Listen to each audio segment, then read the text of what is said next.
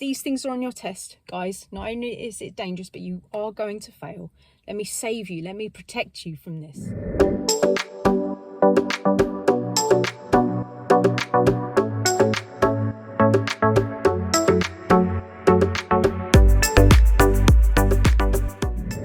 Hi guys, this is a video about 2 very dangerous faults that students can do. And so I want to protect you from this, and I want to give you lots of advice about how to not do it, so you don't fail your driving test or get yourself into dodgy situations on the road. Okay, so the first thing that's dangerous that a student can do is left foot braking. So this is clearly in a car when we're talking about a manual car with the 3 pedals, clutch, brake and accelerator, right? If a student has been driving a manual car and they by mistake left foot brake, I'm afraid it is extremely dangerous. I mean, far beyond something that you don't want to be in this situation, right? Left foot braking is extremely dangerous in all situations, because even if you're on a driving lesson, there is absolutely nothing that your driving instructor can do to help you. They can't help you apart from say, no brake, off brake, no brake. It is just, there's nothing, that you're just sitting ducks together, right? The reason why left foot braking is so dangerous is because if somebody has been learning to drive in a manual car, their left foot is in a conditioned state to push down the clutch heavily and hard. And if they get that wrong and they left foot brake, so they use the left foot to go to the middle pedal and brake, they're going to press it really hard, and it's pretty much an emergency stop, and the person behind cannot cope, and it's very likely that they're just going to go straight into the back of you. If you left foot brake, you're going to stall as well, because there's no clutch involved. You can't get your clutch down because the other vacant foot, you'd have to put it over the top to push the clutch down, which is clearly just impossible or extremely difficult and shouldn't be done. Left foot braking, I would say, is quite rare. I've been a driving instructor for 21 years and I've got 3 memories of it happening, and it's petrifying. I've got to say, out of all of the things that can happen in the car, I think left foot braking as an driving instructor is probably the kind of like the fear of teaching people to drive. However, it is quite rare. And I think that if you've been learning to drive correctly and you've been going up the staircase of driving and learning, and you've been doing all your subjects correctly, and you haven't been put into situations which are far out of your depth, then the likelihood of left foot braking is lower. So if you're driving around in like a sort of a back street and you're learning how to turn left and right, how to change gear properly, how to moving off and stop, and learning how to use the clutch and everything, you're less likely to do it, because even if left foot braking did happen, you're going to be doing it somewhere where you're already really, really slow, and it's not going to be too bad. But my immediate advice is to make sure that your feet have learnt how to be set up on your pedals correctly. Now, I've made another video about this, but I'm going to make this fresh video to make sure that you, if you're new to this channel, know how to set up your feet correctly. Your left foot only uses the clutch. Your right foot uses the brake and the accelerator, and they have positions, right? So your right foot should be completely in line with the brake, nice and straight. And then when you use the accelerator, your toes are slanted, so your whole foot becomes slanted, and then your toes use the accelerator. So when you're accelerating, you're totally on a slant, and then when you pivot your foot back to the brake, your foot is totally straight, totally. So your foot never actually moves position, it's stuck there. Your heel is attached to the floor almost, and then your toes go to the accelerator, and then you press the brake straight. And that's why your pedals are different shapes, because everybody has different size feet. So the accelerator is very long, and then the other pedals are like almost square, right? Left foot only uses the clutch. So let's have a look at that, right? Let's check that out. Okay, so even though I've made a video about this already, I'm going to put this fresh into this video. So my right foot, right, is in front of the brake only. So my heel is on the floor, my brake is there, and it's very straight. My foot is straight. Now, when I use the accelerator, the long one, I'm going to take my toes to the accelerator only. So my heel is stuck to the floor like there's super glue on it. And then that is correct position. My foot is slanted to use the accelerator. And then when I need to brake, my foot is perfectly set for the brake. It's never going to miss the pedal. And my foot is beautifully straight to use the brake. Yeah, so that it's a pivot. You're pivoting like that. Now, people say about wearing driving shoes. Yeah, you know, as a girl, if you've got beautiful shoes, don't wear your best shoes, because that part of your shoe down there will be worn because you're pivoting your foot like that. I've ruined beautiful shoes, but that's beside the point. But you're pivoting, right? These are my driving shoes. That's why they're so bad. So, and then you've got the clutch pedal there, which you only use your left foot, pushing it all the way down, right? And then if you want to rest your foot, you put it on the rest, on the left, right? So that is correct position, guys. Get into that, right? Don't do this. Don't accelerate and then have to move your foot over to the brake, yeah? You may miss the pedal, yeah? You may just slip off it. That's happened to my students before. They're accelerated. Sorry, I can't even do it because it's so bizarre to me. But if you're here and then you're in an emergency situation, how would you know like where the pedal is? You might miss it, yeah? So if you've got this pivoting thing going on, then you're never going to miss that brake because your foot is actually set up to use it 24/7, right? Accelerate, fine.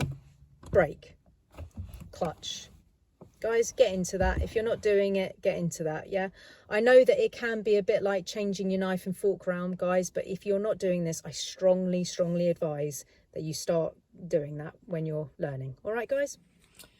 Okay, guys, so I hope that little demonstration helps you, right? If you left foot brake on your test, I'm afraid it's an immediate fail. You're just never going to get away with that. It's so, so dangerous. It's unbelievable. And it's really shocking for everybody in the car. It's shocking for you as the driver. You'll be driving down the road and then your left foot brake and it's like, you'll be totally shocked. Your instructor will be shocked. There's nothing that they can do. They can't do anything to help you apart from say, off brake. That's it. It's going to be a moment in the car. Make sure that you're learning carefully in little stages so you're not, to be honest with you, petrified. Don't go into situations like going onto roundabouts or doing complex junctions and things like that. If you haven't got a hold on how you should have your feet and stuff, guys. Yeah. So make sure that you're learning carefully and that everything is like subconscious. All right. Okay. So the other thing that we need to talk about, it's, and again, very likely to be an immediate fail on your driving test if you do this, and that it's extremely dangerous if you do it. Because you have risk of somebody going into the back of you, is if you go into first gear by mistake for any reason at all, right?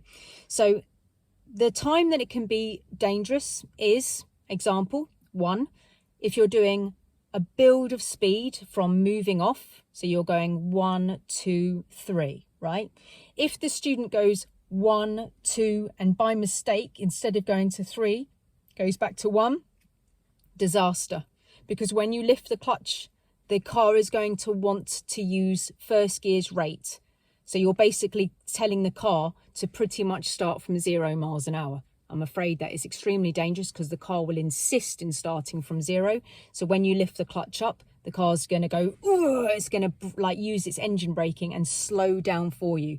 This is extremely dangerous because there is no brake lights on the back of the car and the person behind you has high risk of just driving straight into the back of you because there's no alerts. There's nothing to say that you're going to go slowly or anything like that. Very, very dangerous. Yeah. Your driving instructor can help you with this particular fault because your driving instructor can feel that that's happened and immediately put the clutch down. So it is possible to be helped with this particular fault on your driving lessons. But if you're on your own, very dangerous indeed. If you do it with the examiner, he could help you by putting the clutch down, but I'm afraid it's an immediate fail. The other ways that you can are very likely to be an immediate fail. The other way that it can happen is that if you're in a fast road and then you're trying to put the car back from a high gear, like 6th or 5th, down into 3rd, if you get that wrong and go to 1st by mistake, absolute disaster because you're going to be driving quickly. Yeah. So babes, if you've gone from a 60 to a 30, if you go to first by mistake and lift the clutch, the car's going to try and insist that you start from pretty much 0 again. Very, very, very dangerous indeed. When you lift the clutch, there's no brake lights, and the engine braking will just go straight back down to what it wants to do, which is to start from 0 in first gear.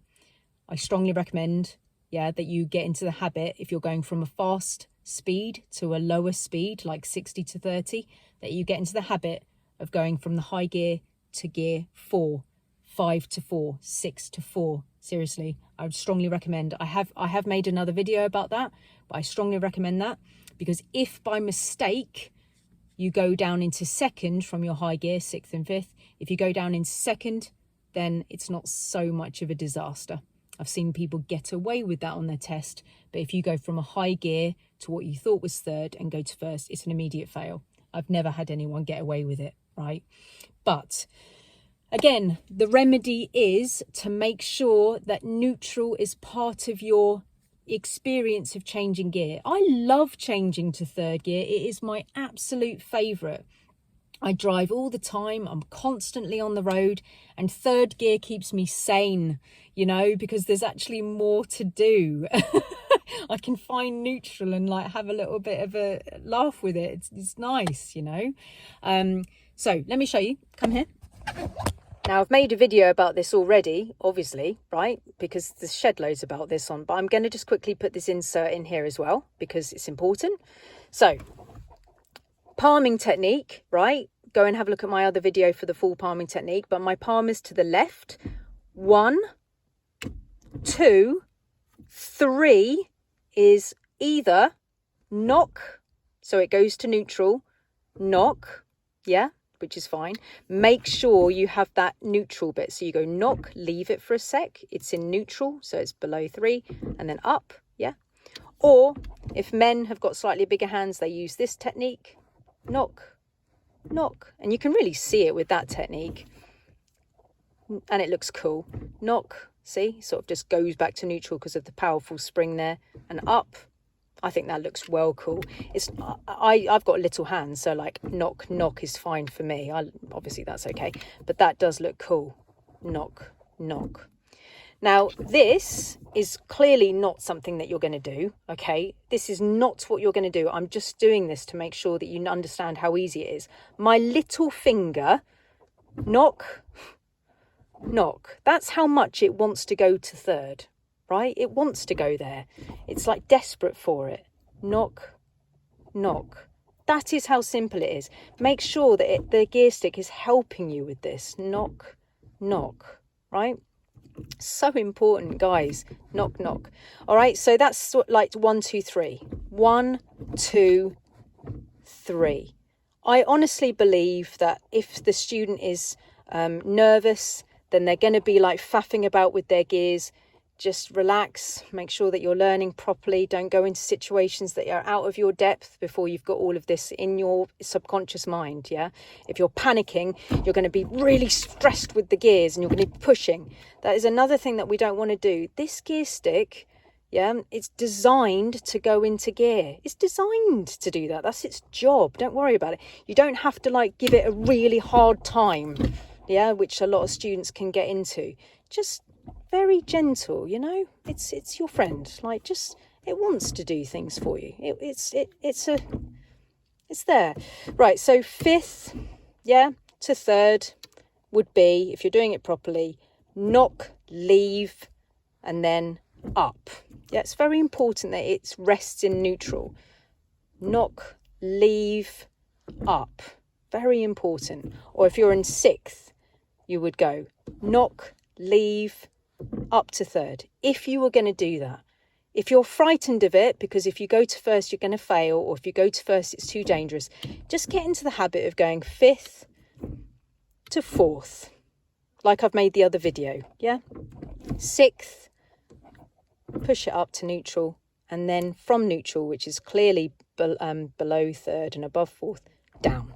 All right, guys? So important, okay? All right, guys, I really hope this helps you.